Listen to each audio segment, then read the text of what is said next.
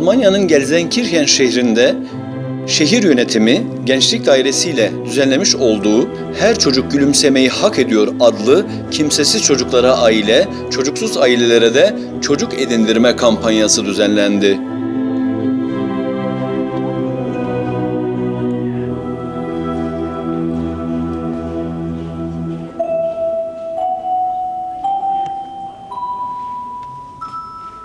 Çok saygıdeğer Uygur TV izleyicileri. Efendim biz bugün Almanya'nın Gelsenkirchen şehrindeyiz.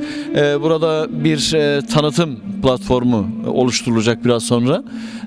Buraya toplanılmasının sebebi, platformun yapılmasının sebebi buradaki kimsesiz çocukların, özellikle Müslüman kimsesiz çocukların Müslüman ailelerle bir araya gelmesi için başlatılan bir kampanya diye tanımlayabilir miyiz? Efendim biz sizi kısaca tanıyacağız. Yılray Cengiz adım. Ekip Integram adlı ajansın sahibiyim ve bugünkü kampanyayı ve bundan sonraki aksiyonu takip eden ve koordine eden ajansız. Toplantıyla alakalı bir bilgi vermek istiyorum. Sadece Müslüman çocukların, Müslüman ailelere verilmesiyle alakalı bir toplantı değil. Genel anlamda. Bize yansıyan tarafıyla öyle olduğu için. Öyle mi? Hayır. Çünkü zaten özelliği o olduğu takdirde tek yönlü bir toplantı olurdu yine. Özellikle burada bakıma muhtaç tüm çocukların, ister artık Türk olsun, Alman olsun, diğer aileler olsun, o ailelerde tekrar bir yuvaya sahip olmalarını sağlamak amacıyla düzenlenen bir kampanya, bir aksiyon. Şu an dünyada en önemli varlık çocuklar. En çok derdi çeken de çocuklar ama bazen maalesef ailelerin değişik sebeplerden dolayı, bu suçlama yargılama değil, çocuklarına bakamadıkları oluyor ve Almanya'da bir kanun var biliyorsunuz, Jugendhilfeschutzgesetz adında. Bu kanuna göre gençlik dairelerin müdahale etmesi gerekiyor ailelerin bakamamaları durumunda ve çocuklar ailelerinden alınıyor bu durumda ve ailelerinden ayrılmak zorunda kalıyor ve Türkiye'de olan bir sistem zaten ama başka bir aileye yerleştiriliyor ama oradan alıp oraya verilmiyor. Bu koruyucu aile adını verdiğimiz ailenin belirli prosedürlerden geçmesi gerekiyor ve bu şehirde, özellikle bu şehirde bu konuya biraz daha hassasiyeti çoğaltmak, konuya olan hassasiyeti hem çoğaltıp hem yeni koruyucu aileler kazanmak, göçmen kökenli, Türk olsun, Polonya kökenli olsun, Arap kökenli olsun, Rus kökenli olsun. Çocuk edinmek isteyen koruyucu aileler hangi şartları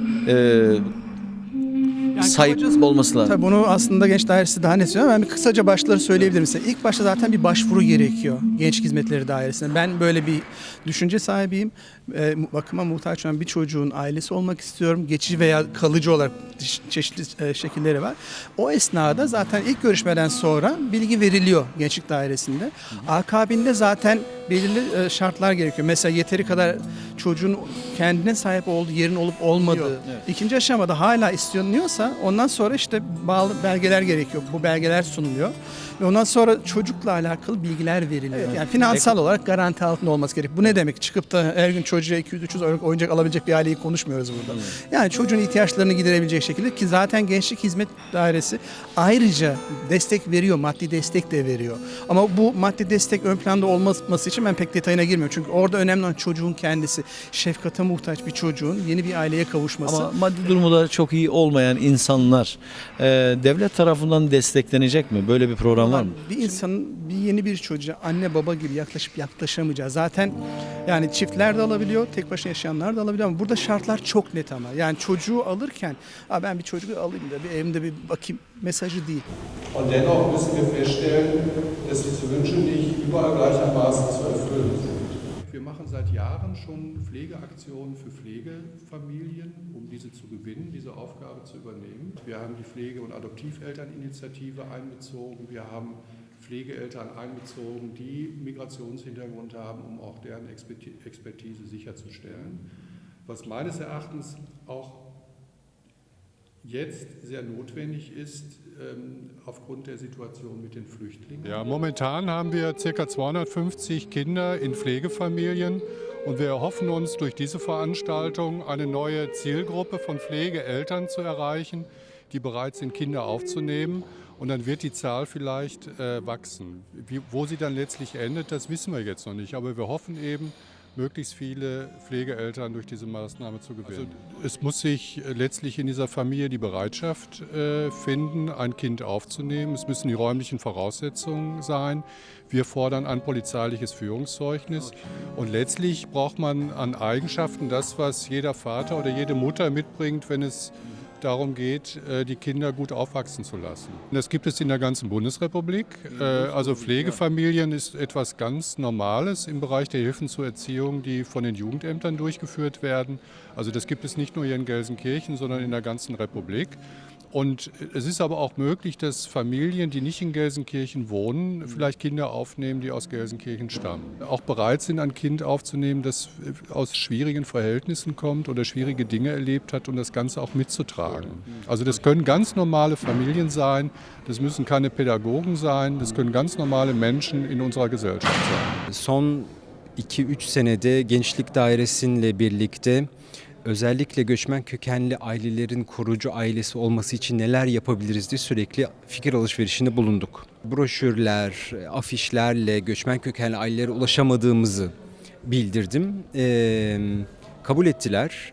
Özellikle göçmen kökenli, Türkiye kökenli ailelere yönelik, çiftlere yönelik özel bir kampanya başlatmamız gerektiğini benimsedi arkadaşlar. Başlangıcı buydu. Ich darf Sie herzlich zu der Auftragsveranstaltung der Aktion zur Gewinnung von Pflegefamilien mit Zuwanderungsgeschichte willkommen heißen. Hoş geldiniz. Sie hier sind, zeigt, dass unsere Kampagne Interesse gefunden hat. Eine Kampagne, die einen ganz bestimmten Grund hat. Der Grund ist hier zu lesen. Kinder brauchen Eltern. Das türkische Generalkonsulat unterstützt die Bewerbung türkischer Familien als Pflegefamilien. Ich möchte auch sagen und zur Geltung bringen, dass vor allem dass die wichtigste Dimension der Beziehungen zwischen der Türkei und Deutschland in den zwischenmenschlichen Beziehungen besteht.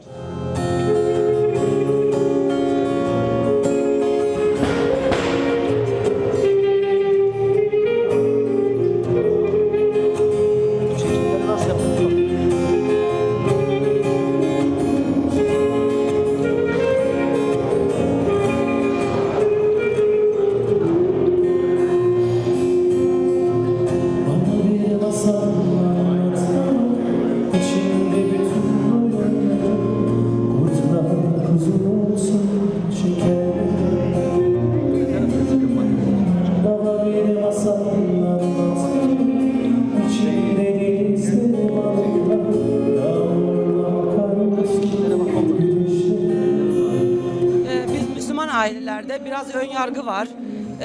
Önceleri Jugendamt pek de istemiyordu Türk ailelerini koruyucu aile olarak.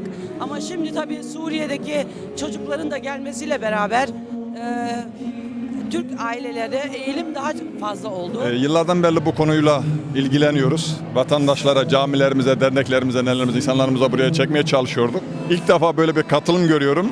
Bu da beni memnun ediyor. Buradaki yaşayan vatandaşlarımız, bilhassa Müslüman çocukları, Arap çocuklar olsun, Türk çocuklar neler olsun. Bilindiği gibi Alman ailelere veriliyor, Hristiyanlaşıyor veyahut da Türklükten uzaklaştırıyor. Bunların Türk ailelere verilmesi görüldüğü gibi bayağı da katılım var, Türk var. İnşallah bunlar Türk çocuklarını alırlar, evlat edinirler. Senin adını neden Sezen koymuşlar? Bilmiyorum. Bilmiyor musun? Evet. Aa, neden? Bilmiyorum. Annene babana sarmadın mı? Bildiğimiz kadarıyla sen bu etkinliğin başarı kazanması için bir reklam filminde oynadın. Onun için mi buradasın? Evet. Evet. Peki Ve- rolün neydi? Anneler ve babalar çocuk alsın diye ve kendileri kalmasınlar diye. Yalnız kalmasınlar diye yani. Evet. Annesiz babasız kalan çocuklar evlatlık edilmesi için hani bir yardımda bulunsun diye ben de kızımı destekledim. Ben de bu faaliyetin doğru olduğunu görüyorum. Als Ziel erreichen auch die Familien erreichen, die sich interessieren, ein Kind aufzunehmen. Sie einladen, zu uns in die Gesprächskreise zu kommen. Das heißt, wir bieten also Gesprächskreis an. Dann bieten wir 3 bis 4 Mal im Jahr eine Veranstaltung an für Eltern und Kinder, also mit Freizeit- und Austauschcharakter. Denn für die Kinder ist es auch wichtig, für die angenommenen Kinder, dass sie merken, sie sind keine Exoten.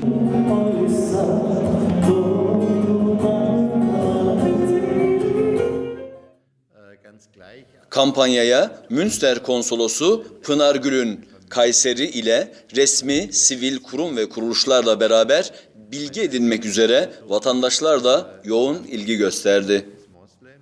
Düzenlenen basın toplantısıyla basın mensupları bilgilendirilirken basın toplantısına Gelsenkirchen valisi Doktor Manfred Beck, Gençlik Dairesi Müdürü Wolfgang Schreck, Gençlik Dairesi'nden Bora Ergin, Frauke Fischer ve kampanya tanıtımıyla görevli ekip grup adına Yıldıray Cengiz katıldı.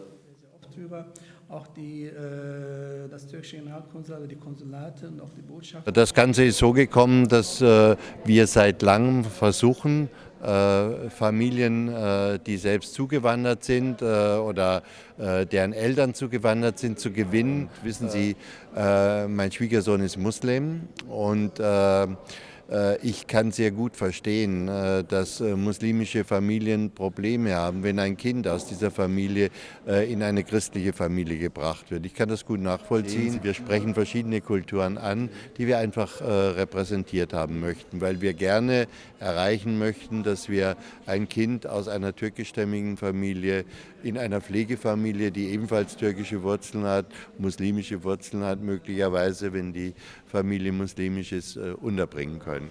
Prävention statt Intervention. Das Jugendamt hat sehr vielfältige Aufgaben und Leistungen, wie zum Beispiel Erziehung, Betreuung und Bildung von Kindern und Jugendlichen. Aber viele Migranten wissen das nicht. Migrantenfamilien dürfen auch vornherein keine Vorurteile auf die Jugend haben. Hakikaten bak ben size bunu söyleyeyim. Ben bugün bulduklarım eleştiriyoruz ama iyi tarafları bakın. Doğmadan önce çocuk yani 25-20 hatta yeni öğrendim bir Yunan Leiter dedi ki sünnetini dahi parasını karşılıyoruz. Şimdi bizim problemimiz bu toplumdaki bize sağlanan faydaları bilmiyoruz. Bu haklarınızı bilin, burada yetiştiğiniz arayın. Faydası çok. Bizim burada problemimiz eğitim problemi. Bu da bizim için çok vahim bir durum. Çocuklarımızı yetiştirirken bakın dünya değişiyor, kültür değişiyor, Türkiye'de değişti. Evet. Ve içinde bulunduğu toplumun şartlarına göre kendi değerlerimiz doğrultusunda yetiştirme yönlerini araştırmak. Aileler önce içinde yaşadığı toplumda kendilerine yararlı ve zararlı durumları iyi bilmek zorundalar. Eğitimlerini geliştirmek zorundalar. Bizim en büyük problemimiz eğitim. Eğitimden kaynaklanan iletişimsizlik, iletişimsizliğin neticesinde çocuklara gençlik daireleri tarafından el konularak bakıcı aile verilmesi ve bu iletişimlik bu gençlik dairelerinde de çok. Ailelerin de burada çok problemi var. Çocuklarını yetiştirirken içinde yaşadığı toplumun şartlarını göz önüne alarak da yetiştirmek gerekir. Kültür her an değişen şeydir. Türkiye'de değişti, Almanya'da değişiyor. Bakınız bundan 10 sene önce Almanya'da bir göç şeyinden bahsedilmez. Şu an Almanya çoğulcu bir toplumdan bahsediyor. Bilmemek, bir şeyi bilmemek o şeye düşman yapar. Karşılıklı insanlar birbirini anlamak zorundadırlar. Biliyorsunuz Kurban Bayramı geliyor. Biz de Uygur TV olarak Doğu Türkistan'a gideceğiz. Ki Uygur TV demek zaten Doğu Türkistan demek. Evet. Doğu Türkistan hakkında, Uygur Türkleri hakkında ya da kurbanla ilgili Doğu Türkistan'a, Uygur Türklerine neler söylemek istersiniz? Uygur Türk veya Doğu Türkistan üzerine 2010 yılında Türk Dünyası üzerine bir toplantıya katılmıştım İstanbul'a. Selamlarımı söylerim. Orada ihmal edilmiş bir şey. Bakın bir şey söyleyeyim. Türkiye bilimsel çalışma geri kalmıştır. 1995 yılında ilk bilimsel çalışma Orta Doğu Üniversitesi'nde Profesör Akşit tarafından orta düzey yapılıyor şimdi. Şimdi Doğu Türkistan üzerine de böyle çok çalışmak zorundayız. Bilhassa problemleri yerinde inceleyip, yerinde tespit edip, yerinde çözüm üretmek zorundayız. İnşallah Doğu Türkistan'ın da bir gün gelir veya oraya giden arkadaşlar problemlerini görürler. Ben Doğu Türkistan'a gitmedim. Ama birçok olayları biliyoruz yani. Kafanızdaki soruları cevaplayabildiniz mi? Yoksa cevaplayamadığınız sorular var mı? Neler söylemek istersiniz? Kafamızdaki birçok soruya cevap bulduk. Çok şükür hocalarımız aydınlattı bizleri. Ama eksik kalan sorularımız var. Mesela? Mesela şimdi her aile, her Müslüman aile illaki evlat edinmek istiyor, evlatlık edinmek istiyor, ona bakıcı aile olmak istiyor. Ama dini açıdan bazı açıklarımız var, yani eksiklerimiz var, eksik bilgimiz var. O yüzden önümüze dağ gibi bir sorun çıkıyor. Evlat edinme ile ilgili dini açıdan bildiğimiz kadarıyla belli bir sınırlar var. O sınırlara, o sorunlara cevap bulamadık.